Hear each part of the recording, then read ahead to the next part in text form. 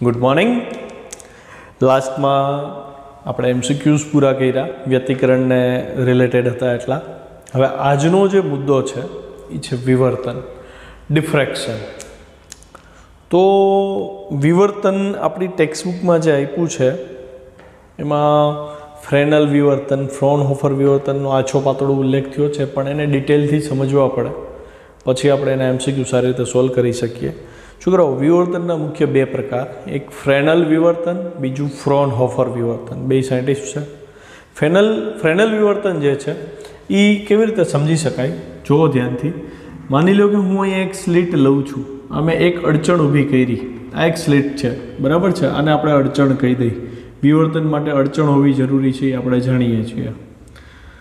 જો હું એવું કહું ને કે પ્રકાશ ઉત્સર્જિત કરતો સોર્સ અને જ્યાં આપણને વિવર્તન ભાગ જોવા મળશે એ સ્ક્રીન,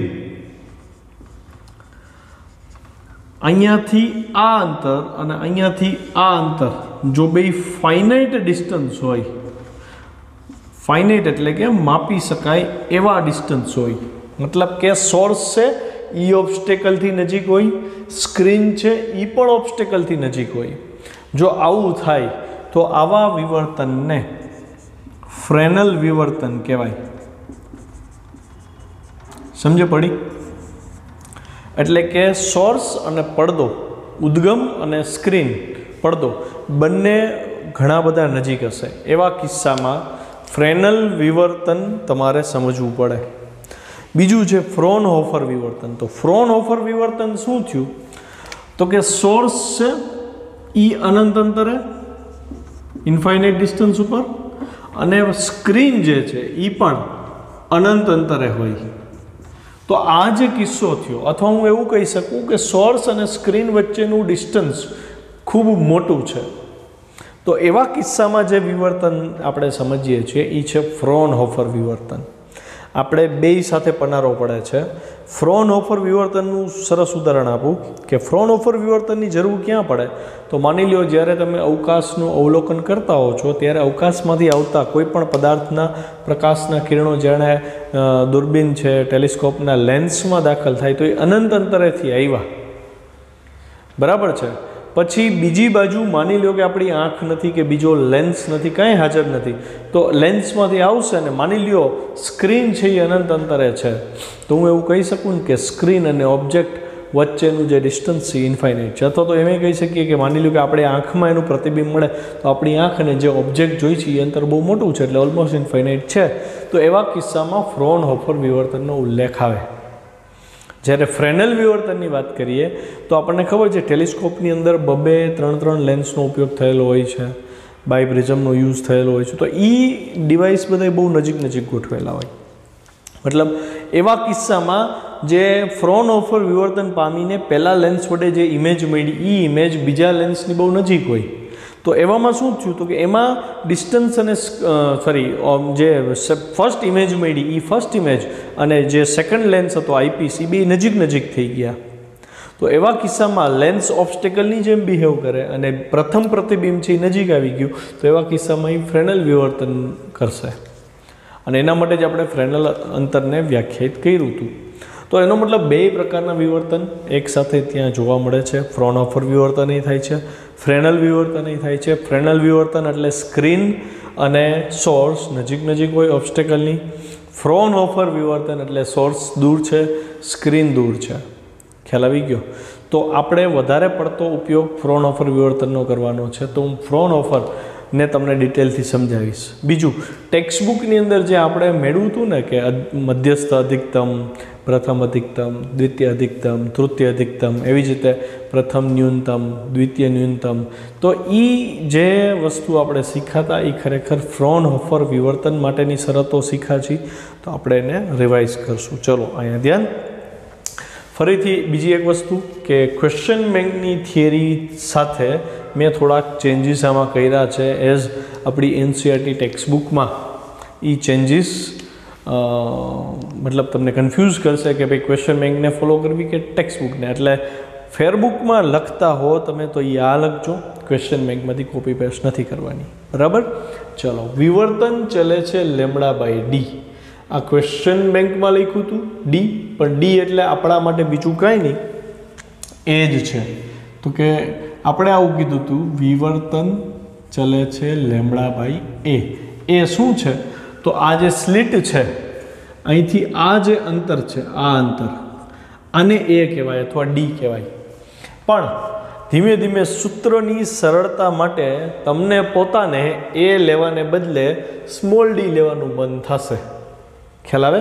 અને એક માઇન્ડસેટ એવું કરજો કે જ્યારે ડબલ સ્લિટ એક્સપેરિમેન્ટ હોય, ડબલ સ્લિટ એક્સપેરિમેન્ટ એટલે વગર કીધે યંગનો પ્રયોગ આવી ગયો, ત્યારે ડબલ સ્લિટ એક્સપેરિમેન્ટ જુઓ ત્યારે ડી શું થશે? તો કે સ્લિટ S1 અને સ્લિટ S2 વચ્ચેનું અંતર થશે.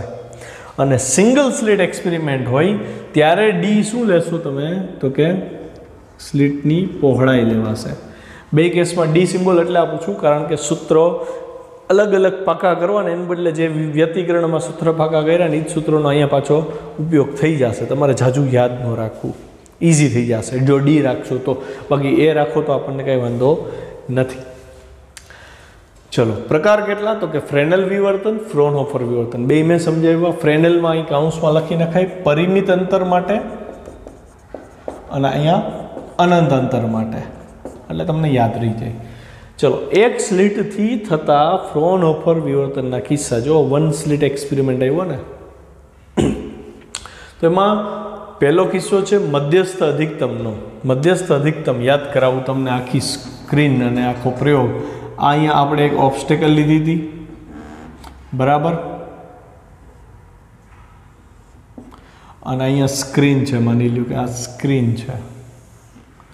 તો સ્ક્રીન ઉપર અહીંયા મધ્યસ્થ અધિકતમ રચાણું હતું, આ મધ્યસ્થ અધિકતમ છે, અને મેં વ્હાઇટ ડ્રો કર્યું છે, દેટ મીન્સ એ પ્રકાશિત છે. પછી તો કે પછી પ્રથમ ન્યૂનતમ એટલે મેં ડાર્ક કરી દીધું એને, તો અહીંયા પ્રથમ ન્યૂનતમ રચાશે એટલે આને ડાર્ક કરવું પડશે. પછી તો કે પ્રથમ અધિકતમ રચાણું, તો આને આપણે વ્હાઇટ રાખવું પડશે, અહીંયા વ્હાઇટ થઈ જશે. અને એવું જોવા મળ્યું કે આની જે ઇન્ટેન્સિટી છે, તીવ્રતા છે, પ્રકાશિતતા છે, તેજસ્વીતા છે, એ સૌથી વધારે છે જ્યારે આની ઓછી છે. એટલે આને મેં થોડુંક ડાર્ક કરી દીધું. ખ્યાલ આવ્યો? ત્યારબાદ ફરીથી દ્વિતીય ન્યૂનતમ જોવા મળ્યું, અહીંયા દ્વિતીય ન્યૂનતમ જોવા મળશે. ત્યારબાદ અહીંયા ફરીથી પ્રકાશિત શલાકા એટલે કે દ્વિતીય અધિકતમ જોવા મળ્યું, અહીંયા પણ દ્વિતીય અધિકતમ જોવા મળ્યું. અને આની તેજસ્વીતા આના કરતાં ઓછી હશે એટલે આ વધારે ડાર્ક થઈ જશે.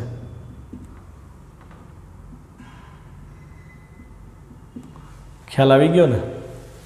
તો મધ્યસ્થ અધિકતમ, પ્રથમ ન્યૂનતમ, પ્રથમ અધિકતમ, દ્વિતીય ન્યૂનતમ, દ્વિતીય અધિકતમ. ખ્યાલ આવ્યો? અચ્છા, આ એનો સેન્ટર પોઈન્ટ થયો. ચલો, હવે મધ્યસ્થ અધિકતમમાં જે તીવ્રતા જોવા મળે છે છોકરો, આની ઇન્ટેન્સિટી સૌથી વધારે હોય. આ ઝીરો ઇન્ટેન્સિટી છે, મેક્સિમમ ઇન્ટેન્સિટી અહીંયા. અને અહીંયા થીટા શું મળે? ઝીરો. થીટા એટલે પદ તફાવત નથી, કળા તફાવત છે. કળા તફાવત એટલે અહીંયાથી આ ધાર ઉપરથી જે કિરણો વાંકા વળીને અહીંયા પહોંચ્યા ઈ, અહીંયાથી જે કિરણો વાંકા વળીને પહોંચ્યા ઈ. તો આ બેનો કળા તફાવત જે છે એ ઝીરો છે.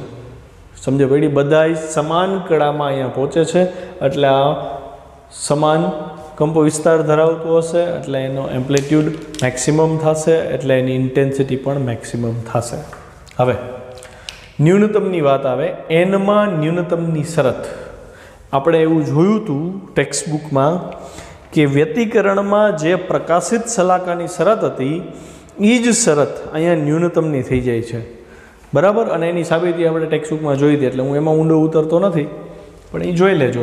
એનમાં ન્યૂનતમની શરત તો પથ તફાવત મેં આ કરાવ્યો હતો તમને કે ભાઈ પદ તફાવત છે એ ડી સાઇન થીટા થાય. જો અહીંયા કમ્પેર કરતા જજો, વ્યતિકરણમાંય પદ તફાવત ડી સાઇન થીટા લીધો હતો, આપણે સાબિત કર્યો હતો મેં કેવી રીતે. વ્યતિકરણના લેક્ચર જોઈને જુઓ. અને જ્યારે ટેક્સ્ટબુકમાં ચેપ્ટર ચલાવ્યું ત્યારે વિવર્તનના કિસ્સામાં મેં કીધું હતું પદ તફાવત ડી સાઇન થીટા થાય. કેવી રીતે એ તમારે વિચારવાનું રહેશે. આની જીઓમેટ્રી ડ્રો કરો ને, કહી દઉં છું, આને આપણે ડી કહી દઈએ. ટેક્સ્ટ બુકવાળાએ એ કીધો છે, મેં એવું કીધું કે એને બદલે ડી કહીને તો આપણને ઇઝી પડશે. કેમ?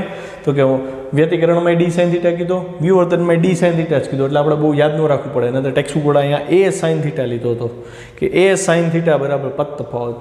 બરાબર, તો અહીંયાથી આ ડી કયો, એ કયો, પછી અહીંથી પદ તફાવત લેવા માટે માની લો કે હું આ બિંદુની વાત કરું છું, તો એક કિરણ અહીં પહોંચ્યું અને બીજું કિરણ આમ પહોંચ્યું, તો પદ તફાવત આવી રીતે મળે ને. તો આપણને ખબર હતી કે અહીંયા જે ખૂણો બને, આ ડોટેડ લાઇનનો જે ખૂણો બન્યો થીટા, એ ખૂણો અને આ ખૂણો એ થીટા જ થાય જીઓમેટ્રી પરથી. આ થીટા થયો, મારે સામેની બાજુ જોઈએ છે, આ કર્ણ થયો, આ 90 ડિગ્રી થયો, તો આપણે આને S2M કહી દઈએ વ્યતિકરણની જેમ જ. તો S2M બરાબર થીટાની સામેની બાજુ થાય ને, તો sine theta is equal to S2M ના છેદમાં ડી. જોઈ શકો છો ડી સાઇન થીટા બરાબર S2M, એટલે ફરીથી પદ તફાવત અહીંયા ડી સાઇન થીટા જ આવે છે. વ્યતિકરણમાં આપણે જોયું હતું કે પ્રકાશિત સલાકા એટલે કે સહાયક વ્યતિકરણની જે શરત હતી એ હતી d sine theta n lambda.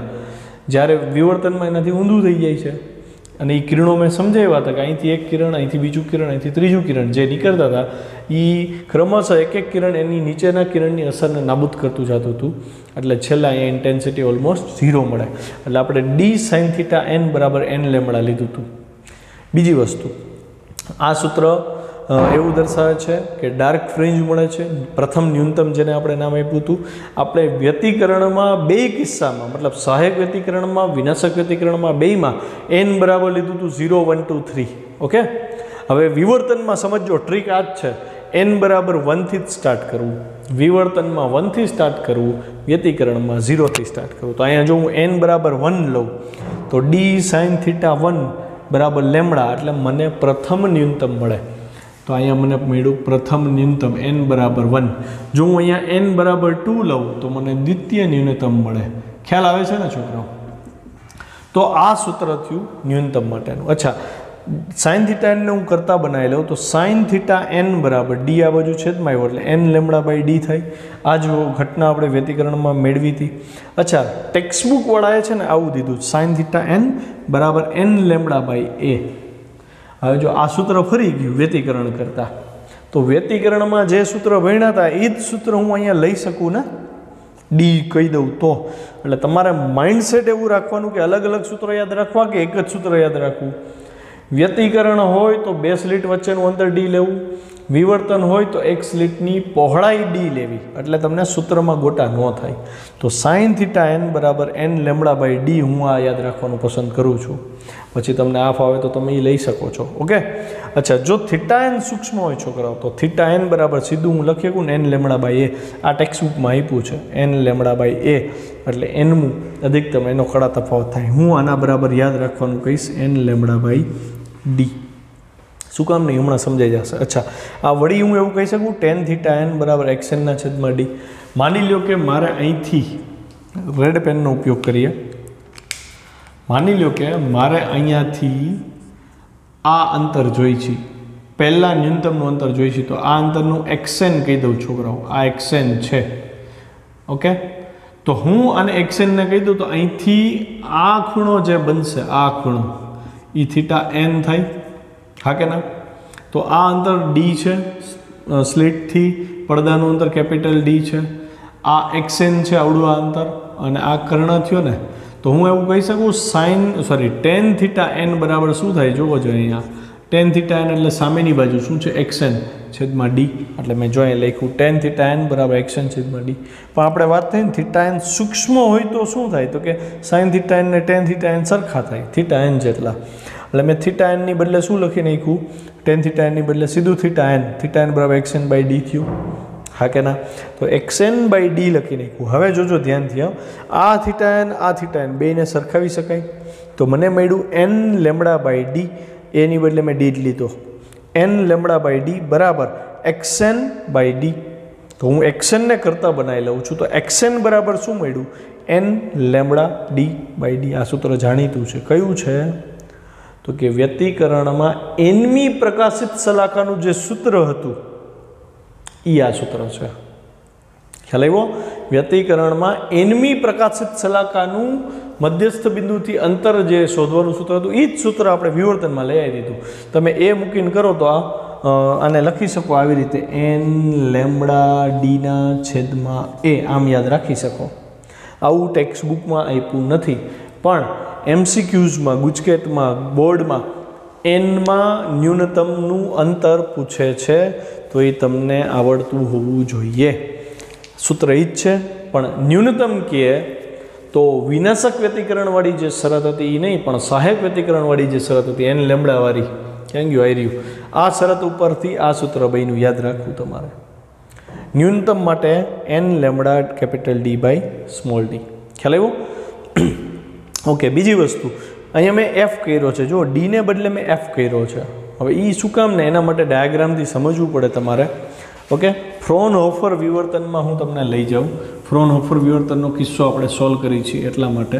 છોકરો, ફ્રોનહોફર વિવર્તનને મારે પ્રાયોગિક રીતે મેળવવું હોય તો અનંત જગ્યાએ અનંત અંતરે વસ્તુ ગોઠવવી તો અઘરી પડી જાય, અને સ્ક્રીન અને ઓબ્જેક્ટ વચ્ચેનું અંતર જો અનંત હોય તો આપણે એની પ્રેક્ટિકલ એરેન્જમેન્ટ કરવી, ગોઠવણ એ થોડીક અઘરી પડે. એટલે આ થોડીક મગજ હલાવ્યું સાયન્ટિસ્ટ લોકોએ. શું કર્યું તો એણે એક ઓબ્સ્ટેકલ લીધી, જોજો ધ્યાનથી.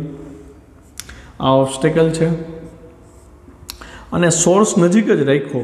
સોર્સ નજીક રાખ્યો છોકરાઓ તો પ્રકાશના કિરણો તો આમ આગળ વધે ને, તો ફ્રેનલ વિવર્તનની ઘટના બને. પણ આ લોકોએ શું કર્યું ખબર છે? વચ્ચે એક લેન્સ મૂકી દીધો. લેન્સ એવી રીતે મૂક્યો કે લેન્સના ફોકસ ઉપર સોર્સ આવે. હવે લેન્સના ફોકસ ઉપર સોર્સ આવે તો આ કિરણો કેવા થઈ જશે વિચારો? તો કે પેરેલલ થઈ જાય ને. જો તો છોકરો, પેરેલલ કિરણો તો ક્યાંથી આવતા હોય? તો કે અનંત અંતરેથી. થઈ ગયું. સોર્સ ક્યાં થઈ ગયો? ઇન્ફાઇનાઇટ ડિસ્ટન્સ ઉપર. એટલે આને ફ્રોનહોફર આપણે કહી શકીએ. અચ્છા, બીજી વસ્તુ, અહીંયા સ્ક્રીન છે. સ્ક્રીન એ કંઈ અનંત અંતરે તો મૂકવા જવાતી નથી. એટલે આ લોકોએ શું કર્યું? અહીંયા લેન્સ મૂકી દીધો. એટલે થશે શું? તો કે અહીંથી જે ઘણા બધા કિરણો ઉત્સર્જિત થયા હતા એક એક બિંદુમાંથી, બરાબર, તરંગ અગ્રમાંથી, એ બધા કિરણો આ લેન્સ પાસે જશે. માની લો કે એક કિરણ સીધું આમ જાય છે, આખું બીમ સીધું ગયું, તો એ પાછું ક્યાં ભેગું થશે? તો કે સ્ક્રીન ઉપર. કેમ સ્ક્રીન ઉપર? તો કે સ્ક્રીન તમે ક્યાં ગોઠવી હશે? તો કે આ લેન્સના ફોકસ ઉપર. એટલે આ ફોકસ થયું. તો હવે હું એવું કહી શકું કે અડચણ આ જે છે એ અડચણથી આ લેન્સ એકદમ નજીક હોય તો અડચણથી સ્ક્રીનનું અંતર કેટલું? તો કે એફ જેટલું. તો જ પ્રતિબિંબ અહીં મળે ને તમને. એટલા માટે ફ્રોનહોફર વિવર્તનના કિસ્સામાં ડીને બદલે એફ પણ લેવામાં આવે છે. ખ્યાલ આવ્યો?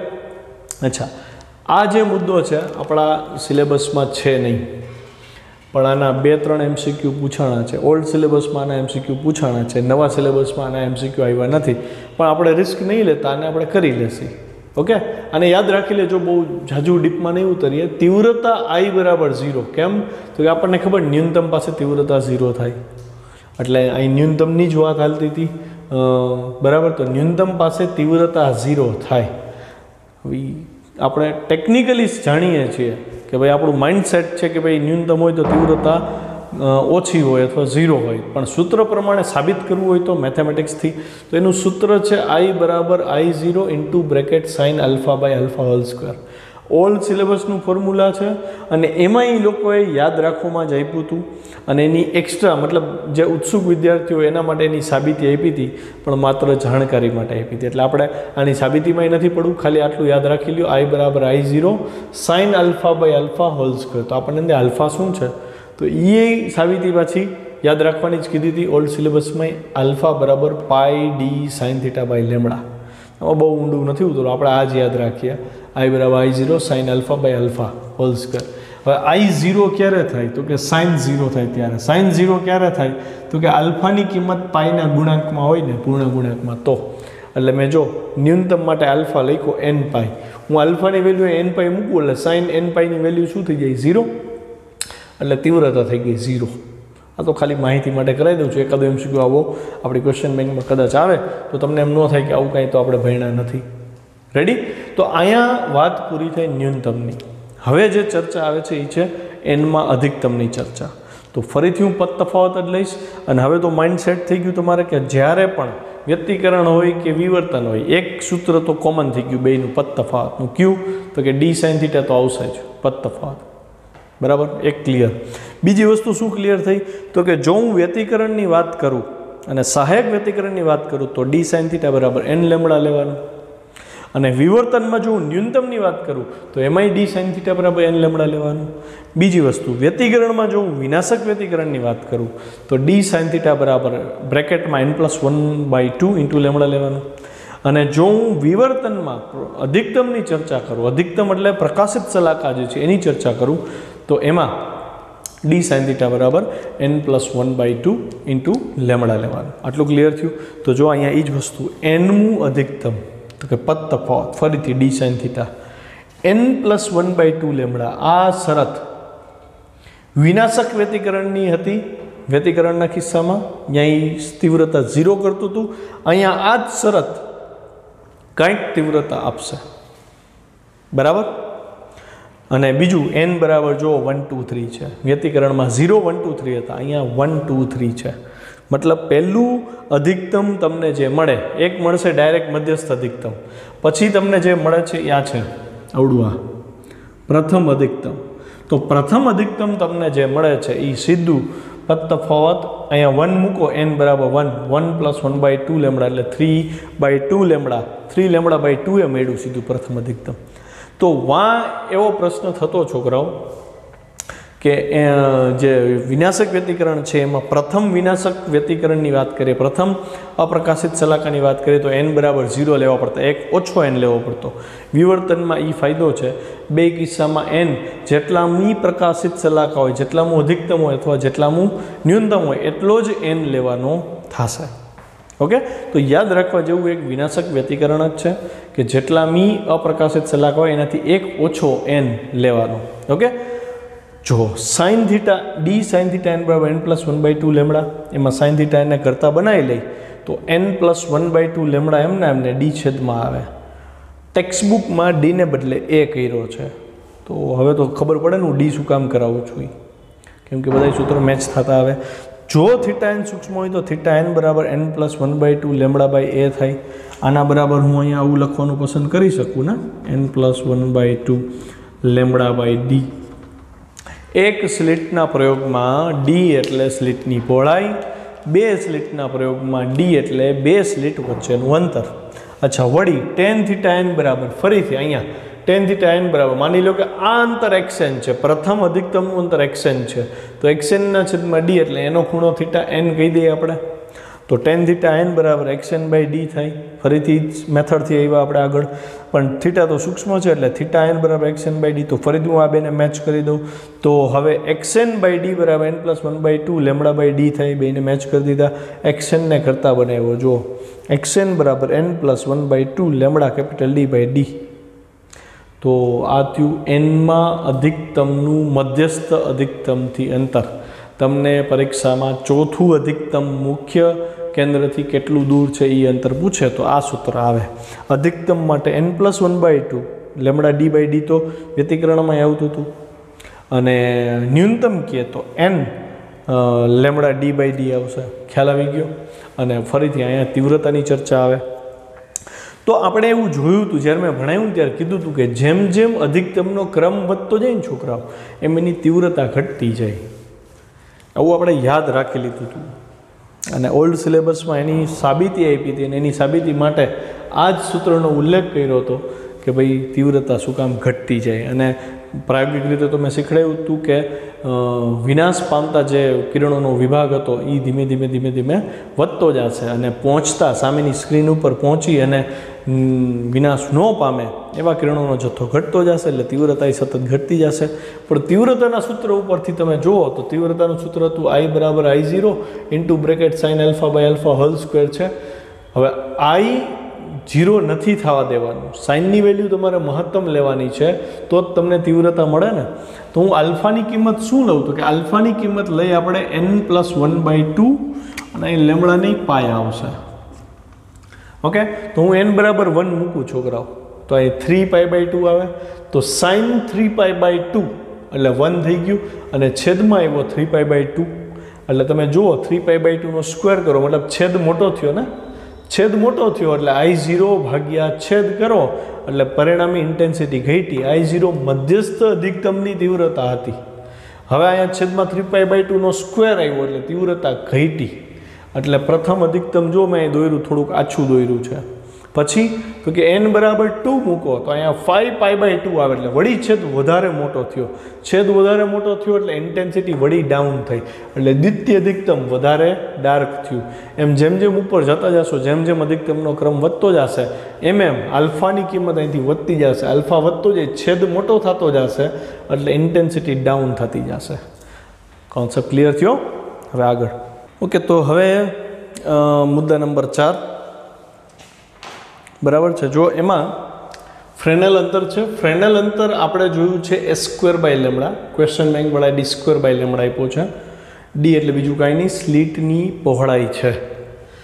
આ અગત્યનું છે છોકરો, ગ્રેટિંગથી થતું વિવર્તન. એકાદો MCQ છે આનો, આપણા સિલેબસમાં નથી પણ ક્વેશ્ચન બેંકમાં આપ્યું છે અને ભૂતકાળમાં આમાંથી પૂછાતું એટલે મેં મુદ્દાનો સમાવેશ કરી લીધો છે. બહુ જાજુ આમાં ટેન્શન લેવા જેવું નથી પણ ગ્રેટિંગથી થતું વિવર્તન એટલે સમજી લ્યો. આના જેવો એક દાખલો આપણે આગળ ક્યાંક ગણ્યો હતો, તમને ખ્યાલ હોય તો મેં એવું કીધું હતું કે એક સ્લીટ હોય એની અંદર જ n સ્લીટ બનાવી હતી નાની નાની અને એના લીધે પડદા પર પરિણામી તીવ્રતા આપણે 0 કરી હતી. એવો ખૂણો લીધો હતો આપણે કે ભાઈ ધારો કે θn એવો મળે છે કે વિનાશક વ્યતિકરણ રચાય તો એવી કેટલી પહોળાઈની સ્લીટ બનાવો કે જેથી કરીને પરિણામી તીવ્રતા સ્ક્રીન ઉપર 0 મળે. તો આવો સ્વાધીનનો દાખલો હતો, એ ગ્રેટિંગવાળો દાખલો હતો.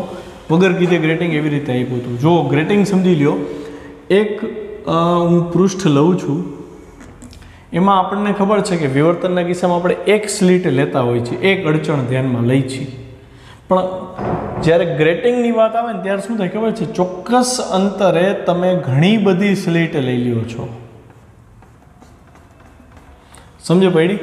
તો આને હું કહીશ sleet S1, sleet S2, sleet S3, આવી તો મેં n સ્લીટ લઈ લીધી. ખ્યાલ આવ્યો? તો અહીંયા છોકરાઓ મેં એનો ડાયાગ્રામ ડ્રો કર્યો છે, અહીં જુઓ ધ્યાનથી. અહીંથી આ ભાગ છે અડચણ છે, આવી રીતે. સમજાય એવી વાત છે? તો ઘણી બધી સ્લીટને આપણે ધ્યાનમાં લીધી છે અને બધી જગ્યાએ જ્યારે અહીંયા સોર્સ રાખ્યો હોય તો પ્રકાશના કિરણો તો બધી જગ્યાએ પહોંચવાના છે, બરાબર? બધી જગ્યાએ વિવર્તન થશે અને એની ભાત તમને સ્ક્રીન ઉપર જોવા મળે. તો આને જે ભાત જોવા મળે એ વિવર્તનને લીધે થયું કહેવાય અને આ રચનાને ગ્રેટિંગ કહેવાય. ગ્રેટિંગ એટલે શું? તો કે ગ્રેટિંગ એટલે એક જ સ્ક્રીનમાં અથવા એક જ જે સોર્સ પાસેનો જે પડદો આપણે રાખ્યો છે એ ઇમેજ મળે એ પડદો નહીં, એક જ પૃષ્ઠમાં આપણે ઘણી બધી સ્લીટ બનાવી નાખીએ સમાંતર. તો અહીંયા જે સ્લીટ મળી, પાછળની બાજુ સોર્સ હોય, આગળની બાજુ જો પડદો હોય, તો અહીંયાથી જે આપણને ભાત મળશે ગ્રેટિંગથી થતું વિવર્તન થયું. આવું બનાવવું હોય તો કેમ બને? તો કે કાચ લ્યો, દીવા ઉપર રાખો, દીવાની કાર્બન બ્લેક એની ઉપર ચોટે, આખો કાચ છે ટ્રાન્સપરન્ટ કાચ, એ આખો બ્લેક થઈ ગયો. હવે તમારે ફૂટપટ્ટી લઈ ધ્યાન રાખી અને બીજો ભાગ ટ્રાન્સપરન્ટ ન થાય એવી રીતે ટાંચણી જેવા પાતળા ભાગથી ખાલી એક લીટી ડ્રો કરવાની. એટલે એટલામાંથી તમે કાર્બન બ્લેકને હટાવી દીધી. એટલા ભાગમાંથી, એટલી પતલી જગ્યામાંથી પ્રકાશ આરપાર જઈ શકશે એવી 7-8 પેરેલલ લાઈન ડ્રો કરી દો એટલે ગ્રેટિંગ બની ગયું કહેવાય. ખ્યાલ આવ્યો? તો એમાં ડી કરીને એક સિમ્બોલ આવ્યો છે, ગ્રેટિંગ એલિમેન્ટ. ગ્રેટિંગ એલિમેન્ટ શું છે? તો કે A+E છે. તો એ શું ને E શું? જુઓ ધ્યાનથી. આપણને ખબર છે સ્લીટની પહોળાઈને આપણે A કહી છીએ છે. તો અહીંથી આ જે અંતર છે, અડચણની જે પહોળાઈ છે એ A છે અને E શું છે? તો આ જે અંતર છે અવળું અંતર E કહેવાય. તો અહીંથી સ્ટાર્ટ કરીને આ જે અંતર છે જેમાં સ્લીટની પહોળાઈ પણ આવી ગઈ અને બે સ્લીટ વચ્ચેનું અંતર આવી ગયું, એ બેનો જે સરવાળો છે એને કહેવાય ગ્રેટિંગ એલિમેન્ટ. ઓકે? અને પદ તફાવતનું સૂત્ર જેમ આપણે વિવર્તનમાં વ્યતિકરણમાં જોયું હતું, અહીંયા જ પાછું d sin θ આવશે. પ્રકાશિત શલાકા માટે d sin θ બરાબર n લેમ્બડા થશે. આ વ્યતિકરણવાળી શરત આવી કેમ કે વ્યતિકરણની થશે ઘણી બધી સ્લીટની હાજરી છે એટલે d sin θ બરાબર n લેમ્બડા. અચ્છા, પ્રકાશિત શલાકાની સંખ્યા આપી છે 2n+1. બરાબર? અહીંયા n શું છે એનો આ લોકોએ કોઈ ઉલ્લેખ આપ્યો નથી. આપણે આમાં મૂંઝાવવાની જરૂર નથી. આને આઉટ ઓફ સિલેબસ લઈ અને આપણે અવગણી નાખશી. છતાંય માની લો ક્યાંય આવે તો આ n તમે અહીંયા જે શોધશો એની કિંમત મૂકી દેવાની એટલે તમને મળી જાય. લેન્સ જેવી વર્તુળાકાર અડચણ હોય તો રેલેનું પ્રમાણ શું હતું? રેલે શું કીધું હતું કે દૂરની વસ્તુઓ જસ્ટ છૂટી તો જ દેખાય જો એ બે વસ્તુઓને લેન્સ જે ટેલિસ્કોપનો હતો એની સાથેનો જે ખૂણો છે એ 1.22 લેમડા બાય ડી જેટલો બને. ડી એટલે લેન્સનો વ્યાસ. આપણી ટેક્સ્ટબુકમાં એને 2a કીધો છે, તો એમાં કંઈ મૂંઝાવાનું નહીં. ડી કયો કે 2a કયો, આપણે ડી કહેશે ડાયામીટરનો. જો એ ખૂણો 1.22 લેમડા બાય ડી હશે તો એ જસ્ટ છૂટા દેખાશે. જો ખૂણો આનાથી વધારે હશે તો એ સંપૂર્ણ છૂટા દેખાશે. જો ખૂણો આનાથી નાનો હશે તો બે એકબીજા ઉપર ઓવરલેપ થયેલા, એટલે કે આપણને એક જ ઓબ્જેક્ટ દેખાશે. આ રેલેસ ક્રાઇટેરિયા કહેવાય. થીટા હું સૂક્ષ્મ કરી નાખું તો સાઇન થીટાને બદલે થીટા થઈ જાય. આ જ વસ્તુ ટેલિસ્કોપનો કોણીય વિભેદન આપશે આપણને. જો ટેલિસ્કોપનું કોણીય વિભેદન આલ્ફા મિનિમમ બધી રેફરન્સ બુકમાં કહેવાય છે. આપણી ટેક્સ્ટબુકમાં ડેલ્ટા થીટા કીધું છે. કેટલું? તો કે 1.22 લેમડા બાય ડી, એટલે રેલેસ ક્રાઇટેરિયા હતો એ જ કોણીય વિભેદન છે. ટેક્સ્ટબુકમાં આપણી ટેક્સ્ટબુકમાં એડવાન્સ સ્ટેપમાં આપ્યું 1.22 લેમડા બાય 2a. 2a ને કીધો તો લેન્સનો વ્યાસ, ઉપર નીચેથી 2 કટ કરી દીધા એટલે 0.61 લેમડા બાય a થયું. a એટલે લેન્સની ત્રિજ્યા થઈ. તથા વિભેદન શક્તિ શું છે? રેઝોલ્યુશન પાવર શું? રેઝોલ્યુશન પાવર એટલે છૂટા પાડવાની ક્ષમતા. કોણીય વિભેદનનું વ્યસ્ત. જેમ કોણીય વિભેદન મોટું થાય એમ રેઝોલ્યુશન પાવર નાનો થાય. બરાબર? તો કોણીય વિભેદન જેમ નાનું એમ રેઝોલ્યુશન પાવર ઊંચો. બે વ્યસ્ત ચલનમાં છે એટલે મેં લખ્યું 1 આલ્ફા મિનિમમ અથવા 1 ડેલ્ટા થીટા, એટલે આનું વ્યસ્ત થઈ ગયું. ડીના છેદમાં 1.22 લેમડા, અથવા ટેક્સ્ટબુકમાં આપ્યું છે એના છેદમાં 0.61 લેમડા. તો તમારે યાદ રાખવું પડશે. પછી માઇક્રોસ્કોપ માટે બે વસ્તુ જસ્ટ છૂટી જોવી હોય તો બે કોષ માટે બે વચ્ચેનું અંતર હોવું જોઈએ. ડીએમ લઘુત્તમ અંતર ડીએમ એવું મળે કે જો તમે એ ડીએમને ફિક્સ કરો તો જ તમે એને જસ્ટ છૂટી જોઈ શકો. તો એ ડીએમ કેટલું થયું તો આની મેં સાબિતી કરાવી હતી. થોડોક હાર્ડ ટોપિક હતો અને હું ડિટેલમાં લઈ ગયો હતો. આમાં 1.22 એફ લેમડા બાય ડી. અહીંયા મેં મોટવણી કેવી રીતે આવી ને એ બહુ ડિટેલથી સમજાવ્યું હતું, જોજો જરાક. તો આ મને ડીએમ મળ્યું, મિનિમમ ડિસ્ટન્સ. પછી અહીંયા 1.22 એફ લેમડા અને ડીની વેલ્યુ 210 બીટા કેમ આવી એનું એક્સપ્લેનેશન મેં આપેલું. બરાબર? પછી બીટા સૂક્ષ્મ હોય એટલે 10 બીટાને બદલે સાઇન બીટા થાય તો એક ડી મિનિમમ મને આ મળ્યું, એટલે મારા માટે આ અગત્યનું થશે. આ મને લઘુત્તમ અંતર મળ્યું.